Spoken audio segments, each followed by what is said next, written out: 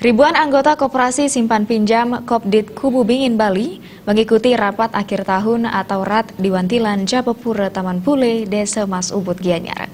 Terkait RAT, berbagai kegiatan digelar seperti pameran kuliner dan pemeriksaan kesehatan gratis bagi para anggota.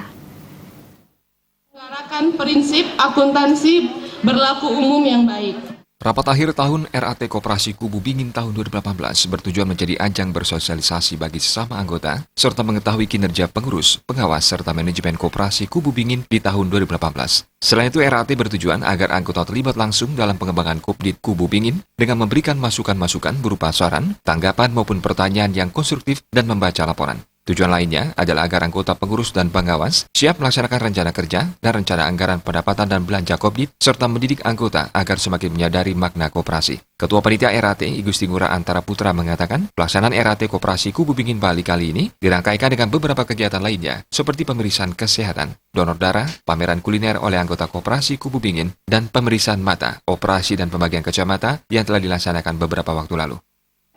Juga akan dilaksanakan pemilihan pengurus dan pengawas masa bakti 2019-2022. Di samping itu juga diadakan agenda beberapa, yaitu pemeriksaan kesehatan yang dilaksanakan pada hari ini juga. Ketua Pengurus Kopdit Kubu Bingin, Inyoman Arjawa, mengapresiasi para anggota yang selalu kompak dan memiliki kepekaan sosial sehingga jumlah anggota terus meningkat. Hingga saat ini sekitar 2.500 orang sudah bergabung menjadi anggota KSP Kopdit Kubu Bingin. Koperasi Kubu Bingin juga membantu peningkatan kesejahteraan semua anggotanya yang dibuktikan melalui program yang sudah berjalan seperti memberikan santunan kepada anggota yang sakit. Nah, dari Koperasi Kubu Bingin ini sekarang omsetnya naik 1,11%, itu sekarang sekitar hampir 23 miliar dari 2.588 anggota.